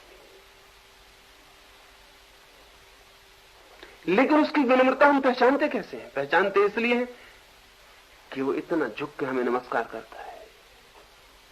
हमें ना, मुझे नमस्कार करता है झुक के, तो मेरे अहंकार को तृप्ति दे रहा है, तो मेरे लिए विनम्र हो गया। असल में विनम्रता की भाषा भी अहंकारियों ने खोजी, और वो दूसरों को कहते हैं कि सब विनम्र हो जाओ। विनम्रता बड़ी ऊंची चीज है, क्योंकि अगर विनम्र सब हो जाओगे तो ही वे अहंकार को खड़ा कर सकेंगे, नहीं तो उनका अहंकार कहां खड़ा होगा। सभी अविनम्र हो गए तो मुश्किल हो जाएगी। लेकिन जो व्यक्ति होने की खोज है, सर्च फॉर द इंडिविजुअल है, उसमें न तो कोई अहंकार है न कोई विनम्रता है। वो ये कह रहा है कि मैं हूं, आप हैं। इस दोनों में झगड़ा क्या है? यानी मुझे होने दें, आप हो, इसमें कोई झगड़ा नहीं लेना है। वो न विनम्रता पाल रहा है न अहंकार पाल रहा है, वो दोनों एक ही चीजें हैं। वो ये कह रहा है कि मैं हूं, तुम हो। अब बीच में झंझट क्या लेनी है? तुम रहो, मुझे होने दो।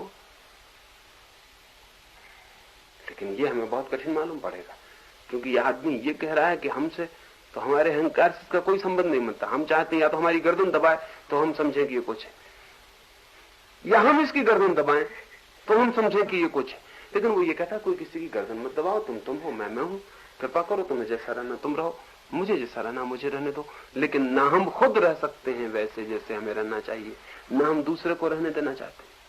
और फिर जो आदमी अपने पे मजाक कर ले वो आदमी बहुत अद्भुत है। अपने पे मजाक करना बहुत कठिन बात है। दूसरे पे मजाक हम करते हैं, और दूसरे पे मजाक हम करते ही इसलिए हैं कि मजाक एक शिष्ट तरकीब है दूसरे को अपमानित करने की। एक शिष्ट तरकीब है, एक तरकीब है जिसमें दूसरा हमसे झगड़ भी नहीं सकता, क्योंकि मजाक ही तो कर रहे हैं।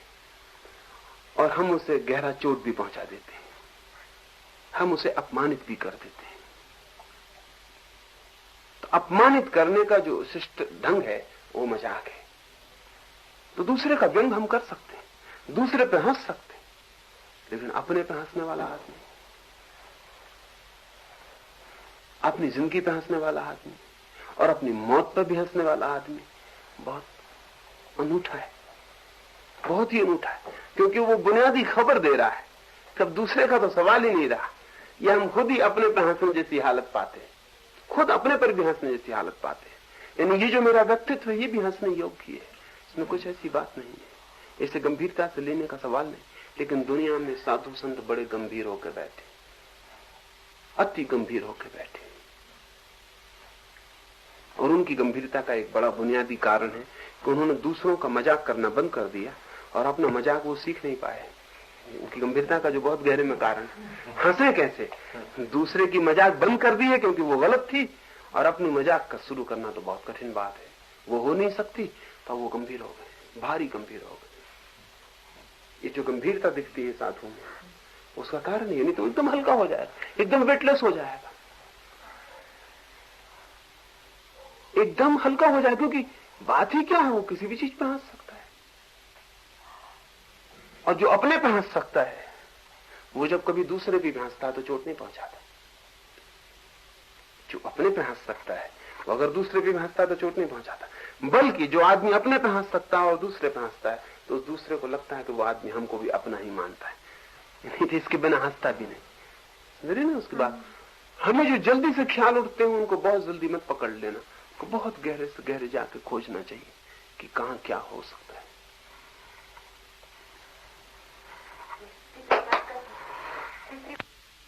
ये जो मैंने घटना कही इस फकीर की, वो इसीलिए कही कि मैं ये कह सकूं कि व्यक्ति है जो मरने का भी अपना ढंग, जो मृत्यु को भी एक प्रामाणिकता और एक व्यक्तित्व देना चाहते हैं। और महावीर इन व्यक्तियों में अद्भुत है, वे प्रत्येक चीज को अपना व्यक्तित्व जैसा उन्हें लगता है। यानी संसार के शास्त्र कहें कि गोदोहासन में किसी को ज्ञान हुआ और महावीर गोदोहासन में बैठ के ज्ञान को पा लेंगे। कबीर के मरने का वक्त आया तो मरने वक्त तक कबीर काशी में था। काशी के पास थोड़ी दूर पर मगहर एक गांव है, और कथा यह है कि काशी में तो गधा भी मरे तो देवता हो जाता है, और मगहर में अगर देवता भी मरे तो गधा हो जाता है। तो लोग काशी मरने आते हैं, मगहर के लोग तो सब काशी मरने आते हैं, क्योंकि मगहर में तो बड़ा डर रहता है।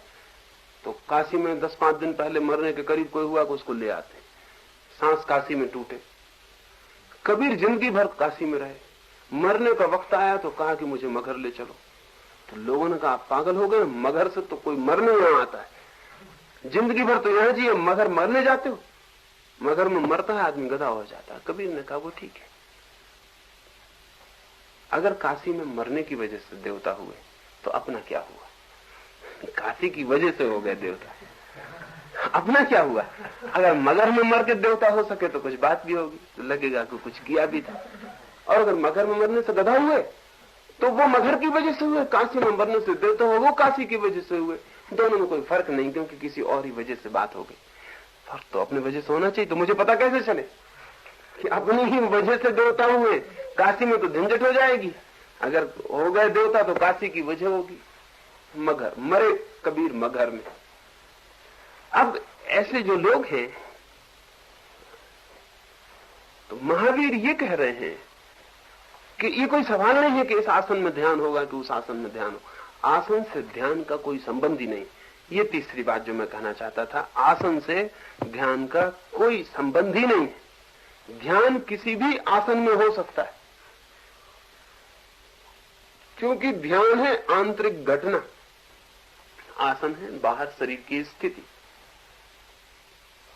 और आसन का ठीक से अर्थ समझ लें तो जो आसान हो वही आसन है। तो जो जिसको आसान हो, सभी को एक जैसा आसान नहीं भी होता है। तो महावीर ये भी इससे सूचना देना चाह रहे हैं, क्योंकि पद्मासन में कि सिद्धासन में ही ध्यान होगा और ज्ञान की उपलब्ध होगी, वो गलत है। क्योंकि इस भांति तो हम ज्ञान को शरीर की बैठक से बांध रहे हो। शरीर से क्या लेना देना, भीतर जो है वो किसी भी आसन में हो सकता है।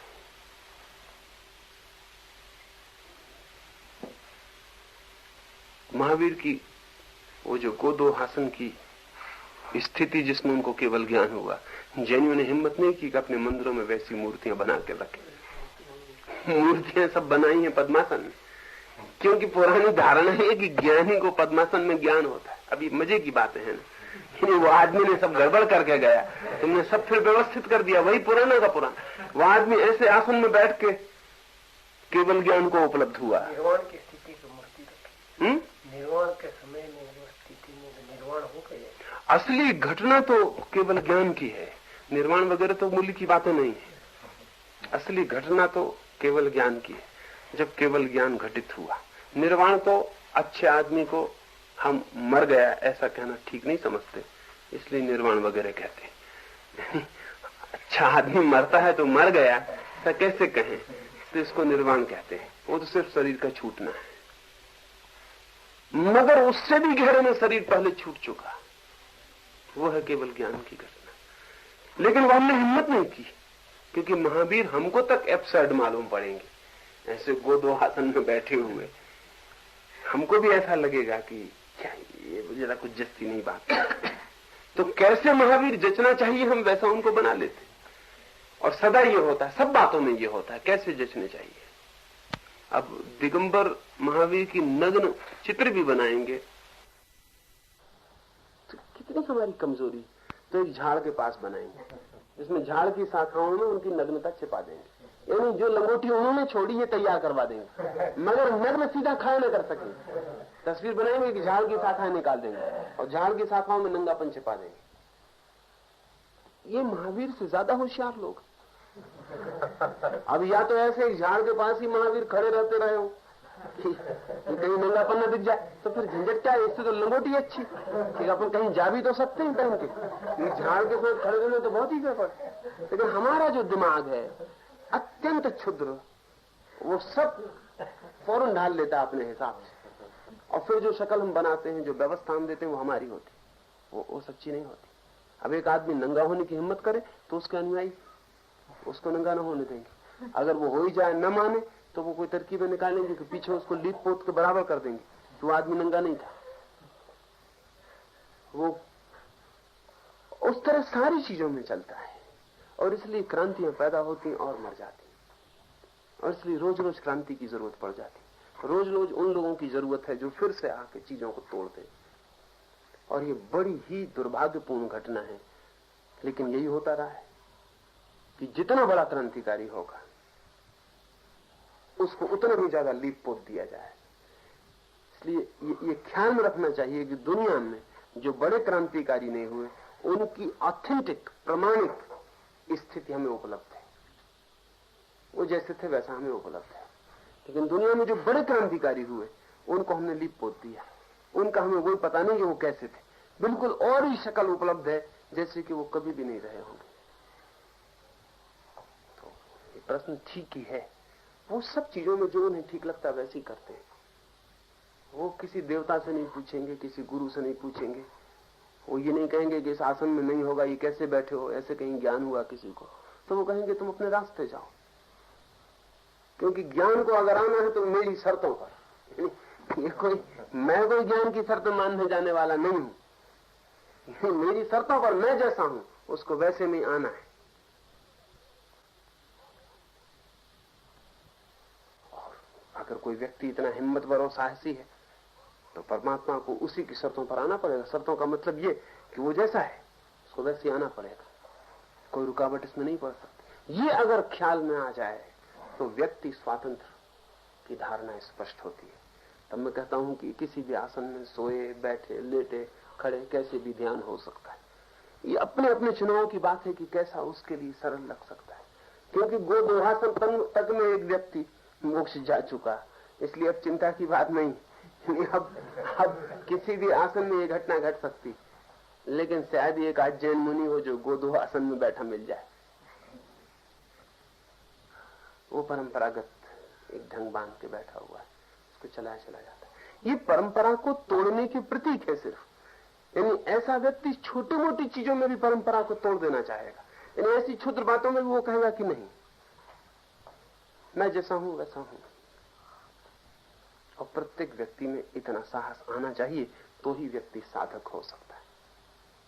और जिस दिन परम साहस प्रकट होता है, उस दिन सिद्ध होने में क्षण भर की देर नहीं है।